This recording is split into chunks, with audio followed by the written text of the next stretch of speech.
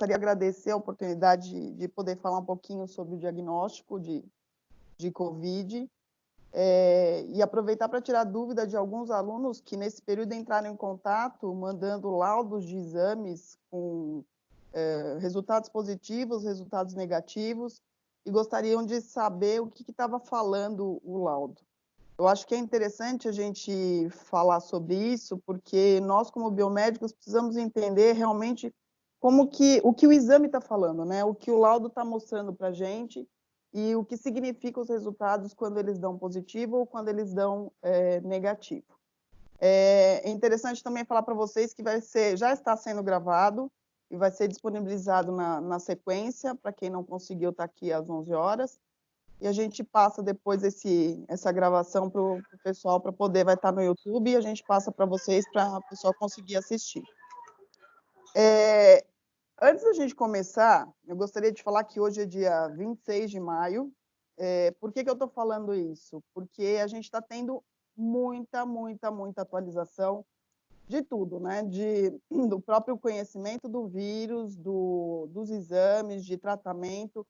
O nosso foco aqui é diagnóstico, não é falar sobre o vírus. Isso a gente vai deixar para o professor Heitor, que no dia 28, às 11 horas, vai estar aqui, para falar sobre a estrutura do vírus, como é feita a transmissão. Então, as referências, eu coloquei na frente as referências para mostrar para vocês que a gente fez bastante estudo. Tudo que eu vou contar aqui para vocês foi feito leitura até o dia 23 de maio. Isso pode significar que daqui 5 minutinhos muita coisa pode ter mudado. Então, tem as referências, depois a gente disponibiliza para vocês podem até acessar os links aí, para todas as informações que foram colocadas aqui, foram em cima dessas referências. Antes da gente falar sobre diagnóstico, é importante a gente saber o que significa COVID, né? O COVID é o nome da doença. O CO de família coronaviridae, V de vírus, D de doença, e ela foi diagnosticada, ou foi encontrada, ou foi descoberta agora em dezembro de 2019.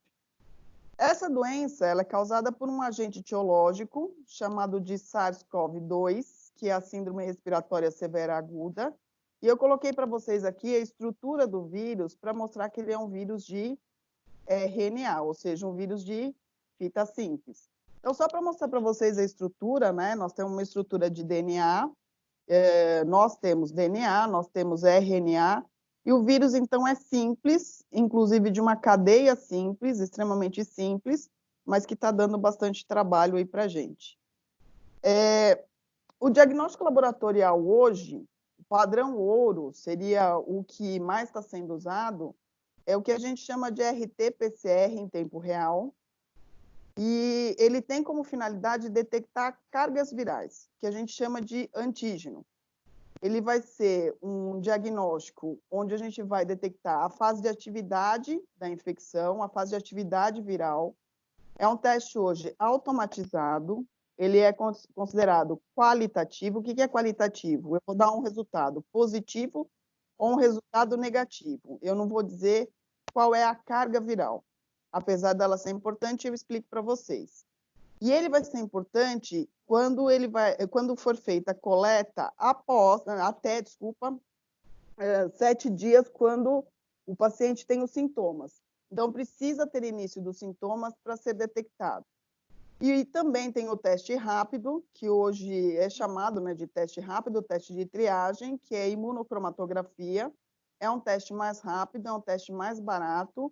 Nesse caso, vai ser detectado anticorpos. É um teste manual, também qualitativo, ele vai dizer se existe ou não, aí, nesse caso, anticorpos. E o que é importante? A gente saber que, no início, existe a entrada de um antígeno e a produção de um anticorpo inicial, que é um anticorpo do tipo IgM. Então, de 7 a 10 dias após os sintomas, aparece esse anticorpo, e depois, na sequência, de 13 a 21 dias, vai aparecer um segundo anticorpo, que é do tipo IgG. Então, só para vocês entenderem, inicialmente tem a produção de um tipo de anticorpo e depois, né, no processo da doença, a produção de outro tipo de anticorpo. Agora, qual é o melhor teste? Que todo mundo me pergunta, né? É melhor fazer um PCR em tempo real ou é melhor fazer uma imunocromatografia? Não existe melhor teste, existe o teste, cada um com a sua sensibilidade, cada um com a sua especificidade. O que significa sensibilidade e especificidade? A sensibilidade seria a capacidade de conseguir detectar uma carga viral ou, no caso da imunocromatografia, um anticorpo, mesmo numa quantidade bem pequenininha na circulação ou no organismo. E a especificidade seria a capacidade dele conseguir detectar exatamente o SARS-CoV-2, exatamente esse tipo de vírus. Então, dependendo da fase da doença, dependendo daquilo que a gente quer diagnosticar, é usado um tipo, uma metodologia diferente. Vale lembrar aqui que várias metodologias foram produzidas, né, de dezembro para cá, mas as duas mais utilizadas são o PCR em tempo real e a imunocromatografia. Então, para vocês terem uma ideia, de 18 de março até 16 de abril, a Anvisa recebeu 157 solicitações de registro de kits para diagnóstico de coronavírus. Desses 157, só 90 foram para frente, onde a gente tinha 39 registros que foram aprovados. Desses 39 registros, 21 eram dos testes rápidos de imunocromatografia, 51 registros ficaram em análise, precisando de mais documentos, e 5 desses registros foram negados. Quando a gente fala de solicitação de registro, é só uma análise documental. Ou seja, as empresas disponibilizam documento comprovando que elas podem funcionar e que elas têm boas práticas, elas têm qualidade para colocar esses kits no mercado. Aqui eu coloquei para vocês só uma parte, porque são 90 empresas, né, 90 registros diferentes, então existem vários tipos aí de kits diferentes, com nomes comerciais diferentes, cada um com uma metodologia diferente. Então, por exemplo, aqui, ó, a gente tem imunofluorescência, onde o alvo seria detectar anticorpo do tipo IgM e do anticorpo tipo IgG, que poderia ser colhido em sangue, soro ou plasma, né? O nome da empresa, o número do registro, a validade desse registro, se ela é emergencial ou se ela é padrão, qual que é a diferença? Um registro emergencial ele tem validade de 1 ano, um registro padrão tem uma validade de 10 anos. Então, a maioria das empresas com registro emergencial, e a gente consegue consultar depois como é feito esse registro para que esses kits fossem colocados no mercado. Porém, apesar desses, eu não sei se vocês conseguem enxergar aqui, ó, apesar desses kits passarem pela fase de registro, esses kits só foram validados em 13 de maio agora. O que significa ser validado? Significa que eles foram colocados no mercado, porém, não sabia se eles iam funcionar ou não. Preocupados com isso, foi criado um programa de avaliação de kit diagnóstico para o SARS-CoV-2, onde a Sociedade Brasileira de Patologia Clínica, Câmara Brasileira de Diagnóstico Laboratorial, Associação Brasileira de Medicina Diagnóstica e Sociedade Brasileira de Análises Clínicas se juntaram para garantir a segurança da população e a confiabilidade desses resultados quando foram diagnosticados em qualquer metodologia que tinham sido registrados. E aí, por intermédio de alguns hospitais que atendiam a rede nacional, o Hospital Albert Einstein, o DASA, Fleury, Diagnóstico do Brasil, Hermes Pardini, Sabin, Emílio Ribas e o Hospital das Clínicas, eles começaram a testar todos esses kits baseados em pacientes que tinham diagnóstico, mas esses diagnósticos eram feitos através da tomografia e dos sintomas do paciente. Então, pacientes que tinham tomografia com aquele padrão que a gente sabe que é de vidro fosco, né? E sintomas de febre, sintomas de problemas respiratórios, falta de ar, né? Perda de... não conseguiam sentir gosto nem cheiro, eles acabaram sendo testados com esses kits, e aí sim eles conseguiram validar os Então, até mais ou menos, até 13 de maio agora, esses kits ainda não tinham sido validados e ficavam em dúvida aí quais seriam os resultados, se quando positivo realmente eram positivos e quando negativo realmente eram negativos.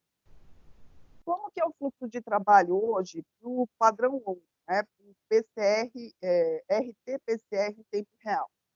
Hoje existem 3 etapas. Primeiro, uma coleta, onde é coletado 2 amostras, uma nasofaringe e a outra de orofaringe, e dessas amostras que são coletadas, uma é enviada para o LACEN, onde é feita, através da biologia molecular, um teste de PCR em tempo real, e um é enviado para o laboratório de metagenética, onde eles vão fazer o sequenciamento desse vírus para entender se sempre é o mesmo sequenciamento, é o mesmo tipo, né? E está tendo modificação, infecção, foi modificado. Depois da coleta, esse material precisa ser extraído, precisa ser purificado, para ver se realmente tem. O material, então, era extraído, esse material faringe, orofaringe, ele era purificado, extraído, mas a gente não pode esquecer que esse material ele foi retirado do paciente, que também tem DNA, que também tem RNA, misturado com RNA viral, se ele for contaminado, né? Se o paciente estiver contaminado. E numa terceira fase, é feita, então, a detecção do RNA viral através da metodologia de PCR em tempo real. Então, vamos entender um pouquinho como que funciona a coleta, né? Qual que é a importância da coleta. Para quem já teve aula comigo, sabe que 70% dos erros de laboratório eles acontecem no período de coleta, e é extremamente importante a gente saber qual é o material certo e a hora certa de ser colhida. Então, o material é feito com suave de nasofaringe, né, de orofaringe, tem que ser um suave que é um tipo de suave que a gente chama de rayon, que é um material específico que não inativa o vírus. Se for feito outro tipo de suave, esse vírus pode não ter atividade e não ser diagnosticado nesse processo. Então, é importante que seja colhida 2 amostras, né? Uma da direita e outra da esquerda, de nasofaringe e de orofaringe. E esse material aqui tem que ser colocado num tubo com meio de transporte, que seria uma substância que é colocada aqui dentro de um tubo Falcon, que a gente chama, junto com esse suave, para que esse vírus fique ativo, para que ele sobreviva até a hora da realização do exame.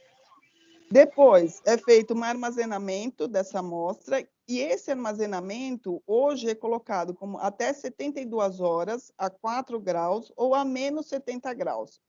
Caso ultrapasse esse tempo, então, a menos 70 graus. Mas isso aqui, gente, esse tempo de armazenamento ainda está sendo estudado. Eles ainda não sabem ao certo se realmente existe a viabilidade da descoberta, né, da detecção do vírus no PCR em 72 horas.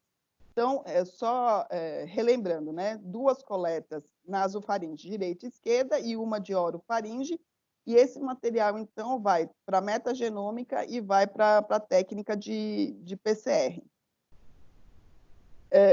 Foi feito um estudo, logo lá inicialmente, lá na China, com 1.070 amostras de 250 pacientes que tinham sido detectados com Covid-19, que também foram baseados nos sintomas dos pacientes e na tomografia, e eles descobriram o seguinte, que o melhor material para a coleta seria um lavado broncoalveolar. Porém, eu coloquei até uma figurinha aqui para vocês, para fazer esse lavado broncoalveolar com uma sensibilidade aí de 93%, teria que ser usado um broncoscópio. Esse broncoscópio vai até lá no final da traqueia com uma solução, depois ele é aspirado, e esse aspirado é que vai ser utilizado para fazer esse teste. A gente sabe que é impossível a gente fazer com que todos os pacientes, né, façam esse tipo de coleta. 72% seria, então, um material de escarro, né? O paciente escarrar e liberar esse material para a gente diagnosticar ou tentar detectar o vírus nesse material. Porém, a gente sabe que a maioria dos pacientes não sabem colher esse tipo de material. Normalmente, eles colhem saliva, e saliva não tem valor diagnóstico para a gente. Então, foi descartado também esse tipo de coleta. Em terceiro lugar, um swab nasal, que é o que é feito hoje, porém com uma sensibilidade muito baixa, e um swab de orofaringe com 32%. Então, a gente sabe que esse material hoje seria a maior facilidade de coleta, porém não seria o melhor material para ser colhido para diagnóstico. A gente, aqui no estudo, ele tem também aí porcentagem de fezes, sangue e urina, porém esses materiais aqui, com uma porcentagem muito baixa, então descartados para diagnóstico. Então, hoje, o que é feito? Swab nasal e swab de orofaringe, tendo uma porcentagem muito menor, mas é o que é melhor, mais fácil de ser coletado. Depois que esse material é coletado, ele vai lá para o meio de transporte, ele vai para o laboratório. Aqui, só deixar uma observação, eu coloquei um exemplo para vocês, aqui, na verdade, é DNA, mas é só para mostrar para vocês o que funciona, tá? A gente vai imaginar que esse material aqui seja RNA. Então, imagina o seguinte, chegou lá o swab vem lá no meio de transporte, dentro do frasquinho para a gente, e esse swab aqui, ele vai ser colocado com uma solução onde ele vai tentar extrair todo o RNA e todo o material genético que existe nessa amostra. Não esquecendo que esse material genético é do paciente e material genético do vírus. Depois que ele foi colocado nessa solução, é colocado umas esferas, que é chamado de beads magnéticas, que têm a capacidade de atrair apenas RNA. Então, tem um material do paciente, né, colhido naquele swab, junto com uma substância, com uma solução, é extraído o DNA, né, existem aí técnicas, tudo isso é feito, esse processo é automatizado. Então, é extraído esse material, depois é colocado essas esferas, que são esses beads magnéticos, ela é atraída por um ímã.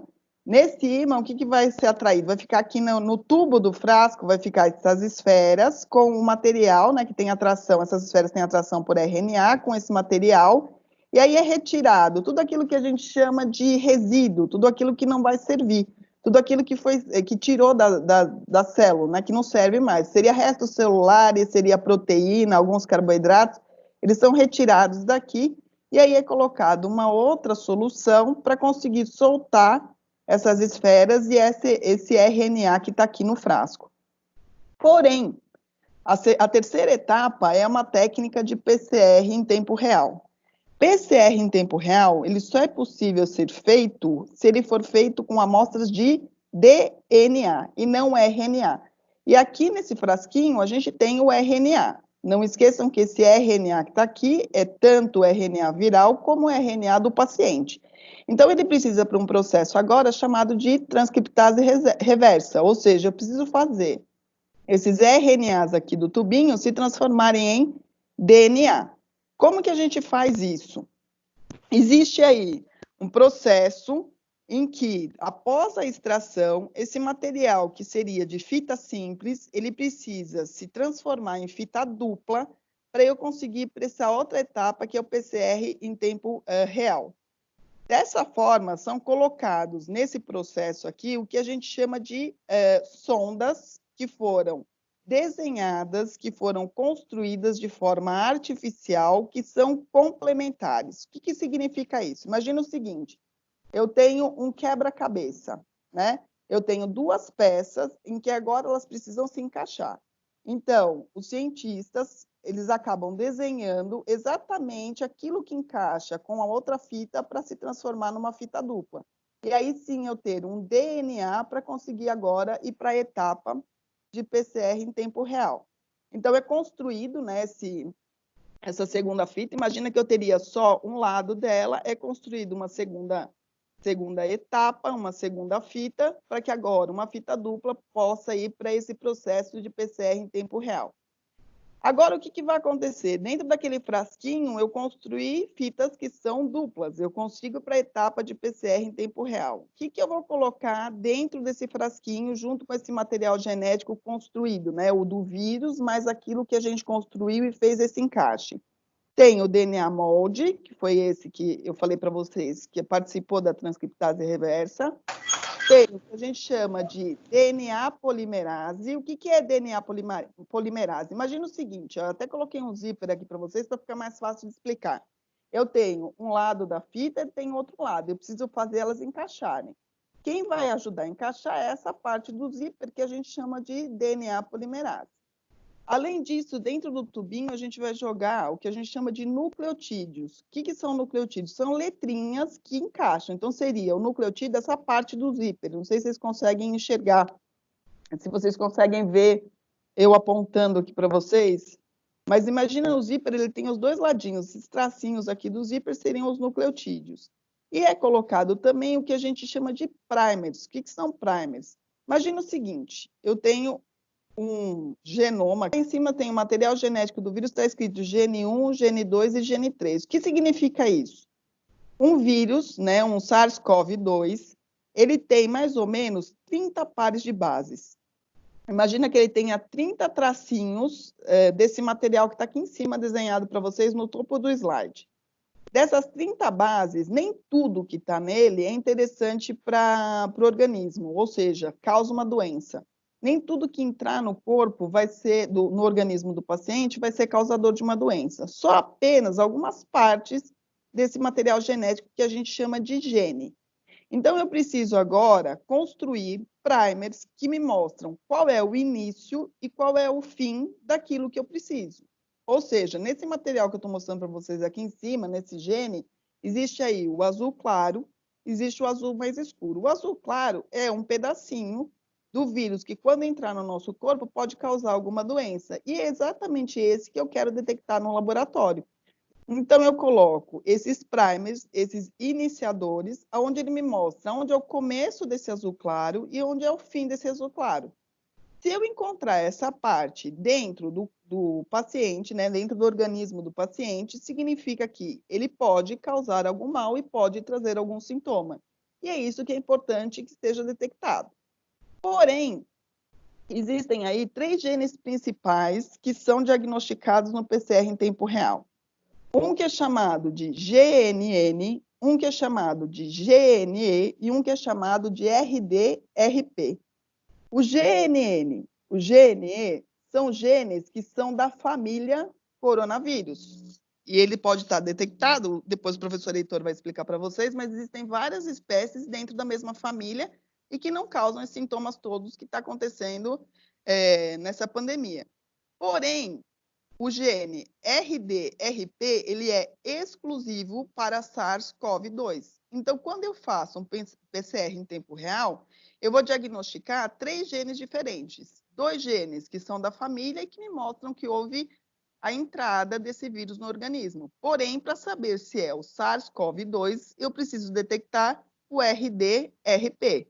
Então, é feita o PCR em tempo real para esses 3 tipos de genes, e aí sim eu sei se o paciente foi contaminado ou não.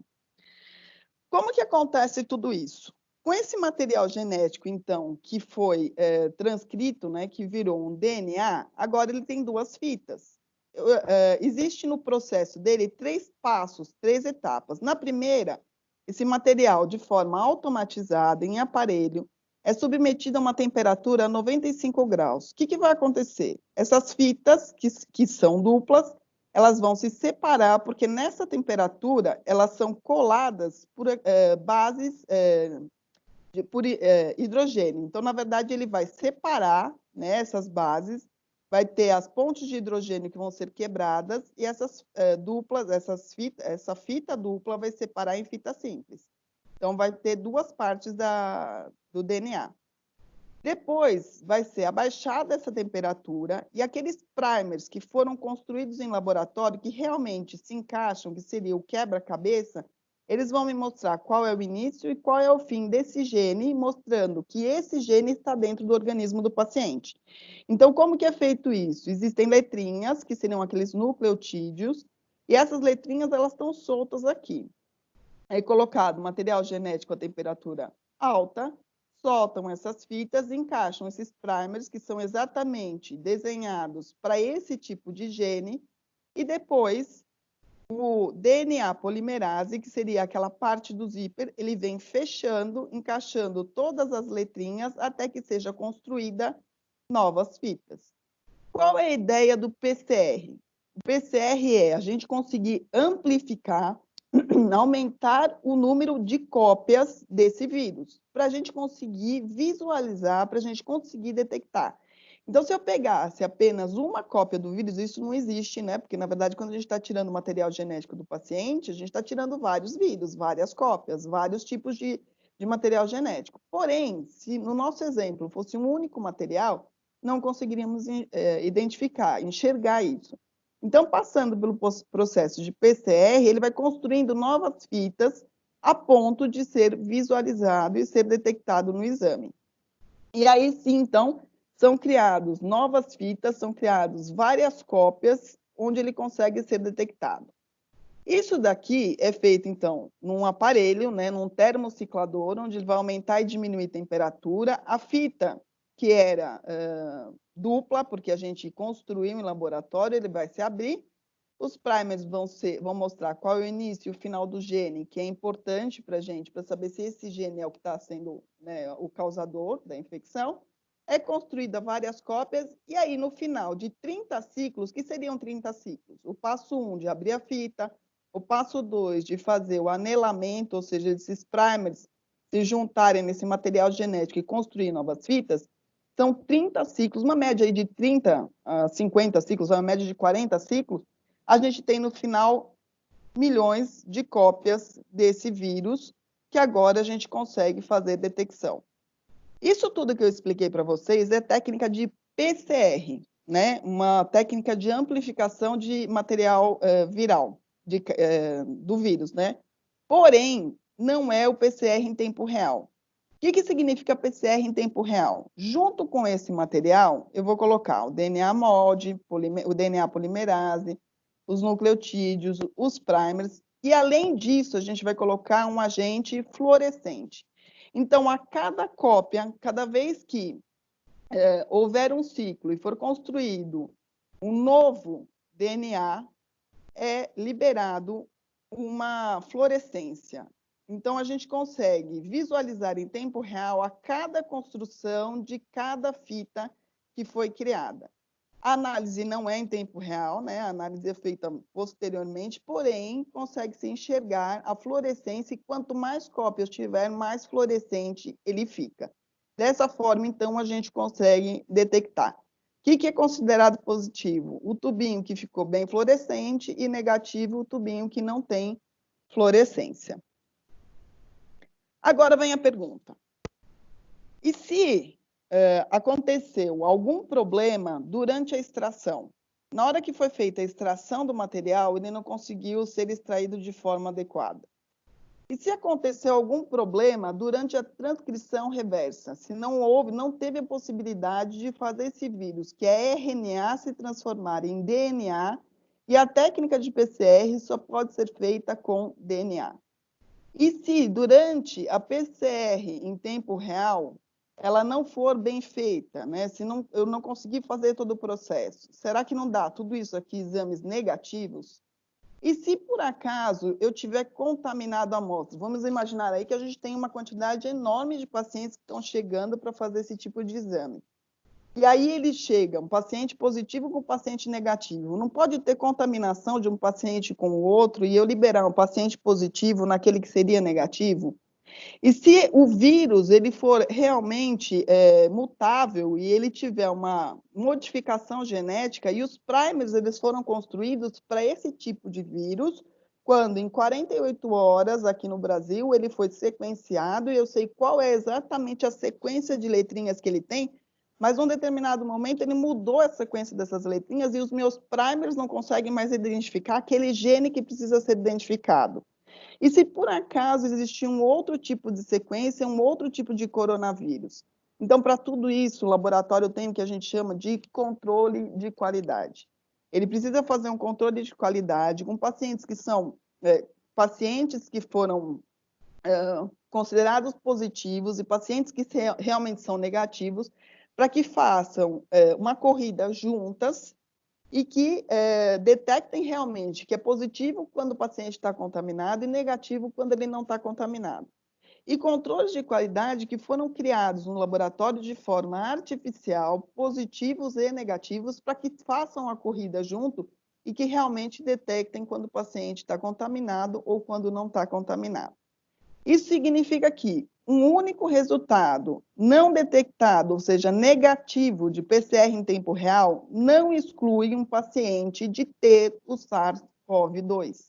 Então, tem muitos alunos que me perguntam, Pro, deu negativo, eu não tenho? Não dá para saber. Isso é uma incógnita, a gente ainda está se perguntando em relação a isso, né? Existem aí vários aprimoramentos dessa técnica ainda, existem vários cuidados que têm sido tomados para que realmente os resultados tenham qualidade e que eles saiam com positivo, quando são positivo e negativo, quando é negativo. Então, quais são esses fatores que podem influenciar? Coleta inadequada. A gente consegue perceber aí, até por vários colegas que estão fazendo exames, que a gente sabe que estão chegando amostras totalmente colhidas de forma errada. Então, eu tinha que colher, por exemplo, de orofaringe e é colhido em qualquer outro local, na boca, que não seja no local adequado. Se vocês viram lá na frente, esse swab ele tem que entrar lá no fundo, tem que ir lá na orofaringe. Tempo decorrido entre a coleta e o início do sintoma.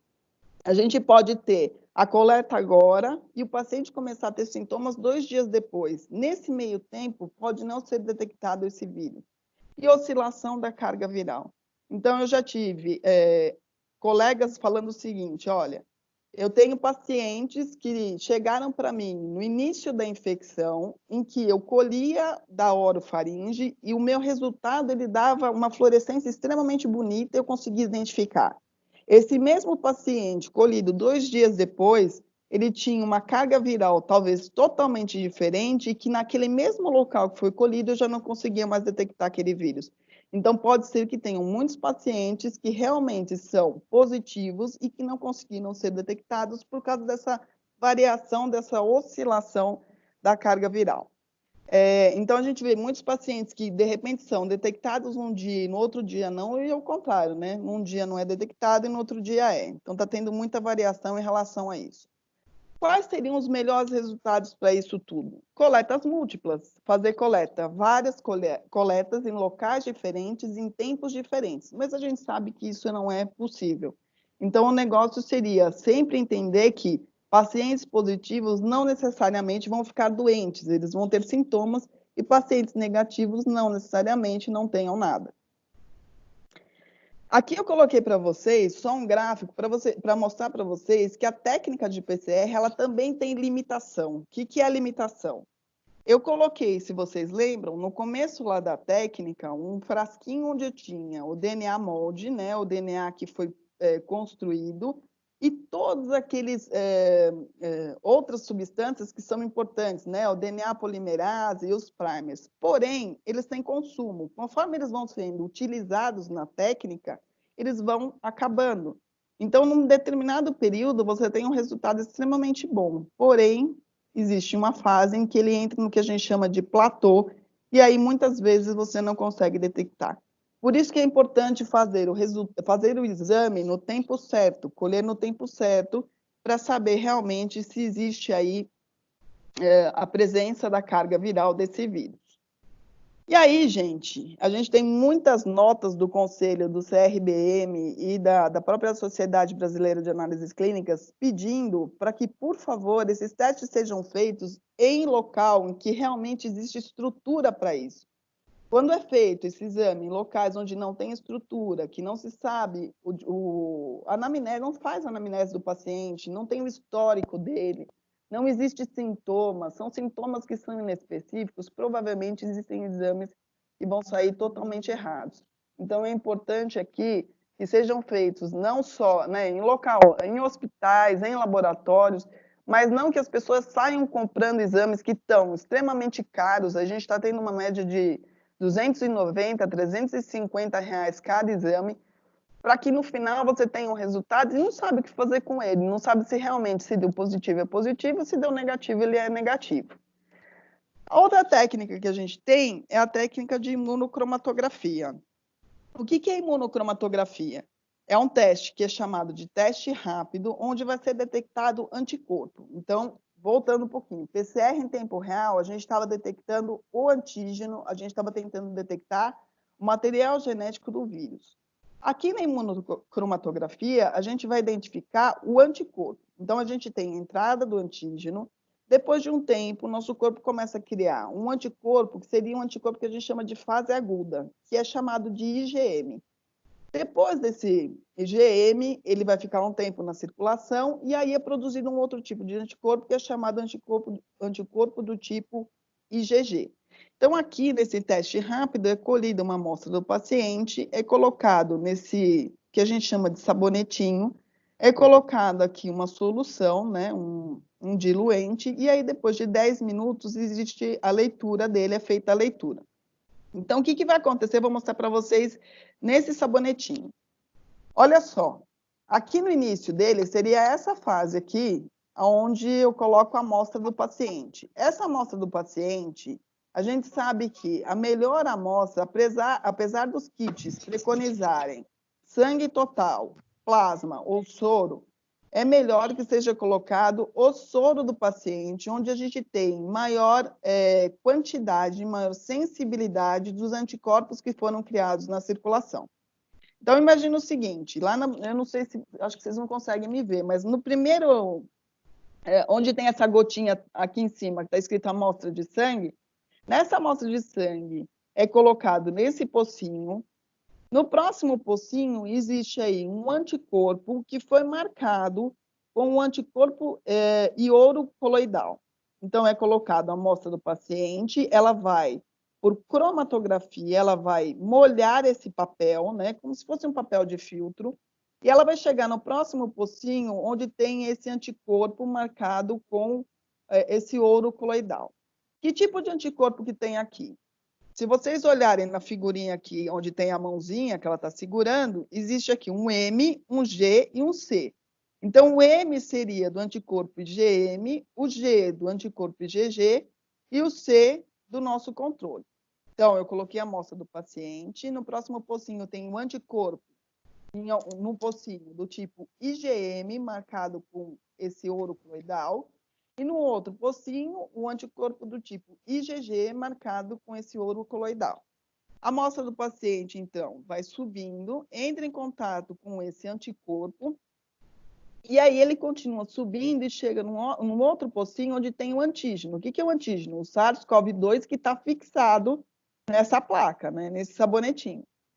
Se o paciente tem anticorpo, ele entra em contato com o anticorpo marcado com ouro coloidal, entra em contato com o antígeno e dá positivo.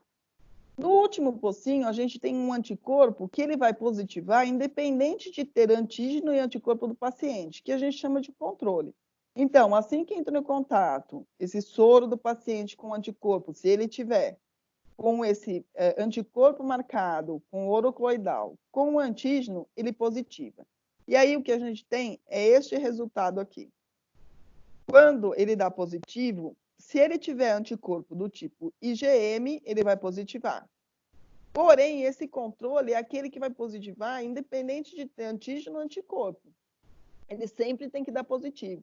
Então, a gente sempre fala, 2 riscas seria positivo, uma risquinha só é negativo. O que é uma risquinha só?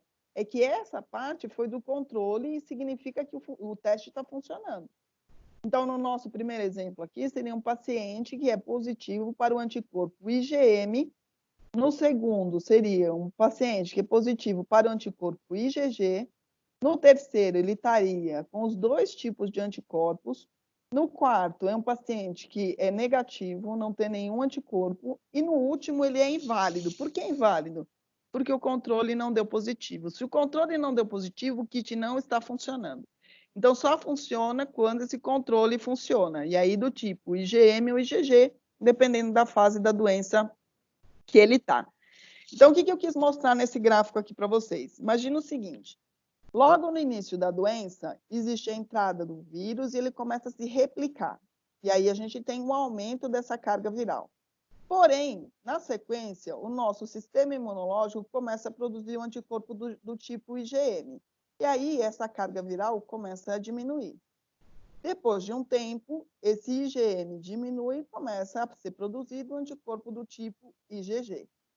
A carga viral é alta no início da doença, até mais ou menos uma semana, por isso que é importante a gente fazer a técnica de PCR até uma semana após os sintomas, onde você tem maior carga, maior multiplicação desse vírus, maior replicação, maior a chance de você encontrar esse vírus na circulação. Depois, é produzido anticorpo do tipo IgM. Esse IgM ele começa a inativar esses antígenos, né, esses vírus, e ele é um anticorpo de fase inicial, mas ele dá lugar para um anticorpo que seria um anticorpo de memória, que aumenta na sequência. Então, o IgM ele é bom para ser colhido de 7 a 10 dias. E depois, o IgG a partir dos 13 dias. Isso daqui seria o ideal para a gente conseguir diagnosticar esse vírus da melhor forma. Qual que é a conclusão que a gente pode chegar aí? Resultados positivos para PCR em tempo real. Eu tenho a presença do material genético do vírus, é isso que o teste vai me dizer. Provavelmente esse vírus está se replicando, mas você vai ter sintomas? Não se sabe. Você vai transmitir esse vírus para outras pessoas? Provavelmente. Por isso que é importante que seja feito o confinamento até 14 dias, né? Ou por 14 dias.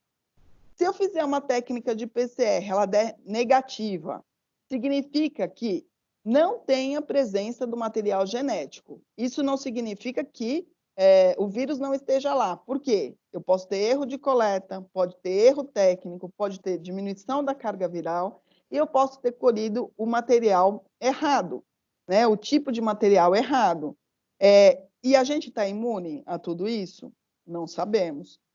Na técnica de imunocromatografia, se os resultados são positivos, significa que você teve contato e que você produziu anticorpo. Mas a gente está imune? Não sabemos. E se os resultados foram negativos? A mesma coisa do PCR. Você não produziu anticorpo, mas ele não está sendo detectado. Pode ser erro de coleta, pode ser erro técnico e pode ser baixa produção de anticorpos. A gente corre risco? Também não sabemos.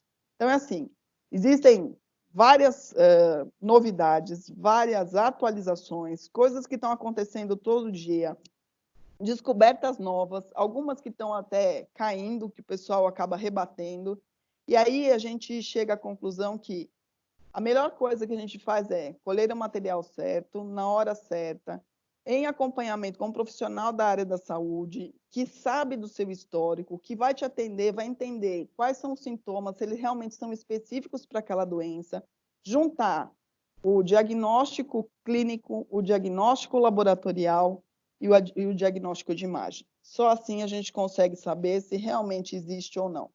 Para os alunos que me perguntaram aí no meio das aulas, deu positivo, eu estou com o coronavírus? Se foi um RT-PCR, é bem provável que esteja com o material genético lá. Se não foi uma contaminação, sim. Para aqueles que me falaram, fiz imunocromatografia e deu PCR negativo, fiz imunocromatografia e deu resultado negativo. Significa que eu não tenho anticorpo? Sim, só significa que você não tem anticorpo. Isso não significa que você não tenha o vírus. Então, para a gente ainda continua sendo um ponto de interrogação.